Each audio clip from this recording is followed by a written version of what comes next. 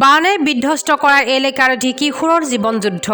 গৰু এৰাল দি গছৰ তলত অধ্যয়নত ব্যস্ত এটি কিশোৰ বান বিধ্বস্ত এলেকাৰ এটি কিশোৰে 20টাকৈ গৰু এৰাল দি ব্যস্ত হৈ আছে অধ্যয়নত প্ৰতি বছৰে বানে জুৰুলা কৰা পৰিয়ালৰ কিশোৰটিয়ে নিজৰ অধ্যয়ন অব্যাহত ৰাখিছে কিশোৰগৰাকীৰ মনৰ আশা এদিন তেওঁ অভিযন্তা হ'ব এটাৰ পিছত এটা অঞ্চল বানৰ কবলত পৰাৰ পিছত সকলোৰে এতিয়া হাহাকাৰ অৱস্থা 20টাকৈ গৰুৰ চোৱাচিতাৰ দায়িত্ব এই কিশোৰটিৰ ওপৰত খুটিৰ পাৰ এলেকাৰ ওখ মথাউৰিৰ কাষত গৰু চৰিবলৈ এৰি দি পথাৰতে অধ্যয়নত মনোনিৱেশ কৰিছে কিশোৰজনে অধ্যয়নৰ প্ৰতি প্ৰবল ধাউতি প্ৰকাশৰ দৃশ্য বন্দী হ'ল বানপানীৰ বাতৰি সংগ্ৰহ কৰিবলৈ যোৱা সাংবাদিকৰ কেমেৰাত তোমাৰ নাম কি ফাৰুক আলী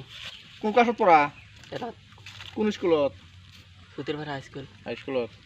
এবাৰ মেট্ৰিক দিবা হয় ঘৰ তোমাৰ ঘৰ ক'ত সুতিৰপাৰা দুলপৰ এই গৰু চৰাব আহিছা হয় তোমালোকৰ গৰু কেইটা 20টা অঁ গৰু চৰাব আহি পেলাই পৰি আছা হয় কোন কোন আহিছা মোৰ সৰু বনি অঁ এইজন তোমাৰ বনি হয় ন হয়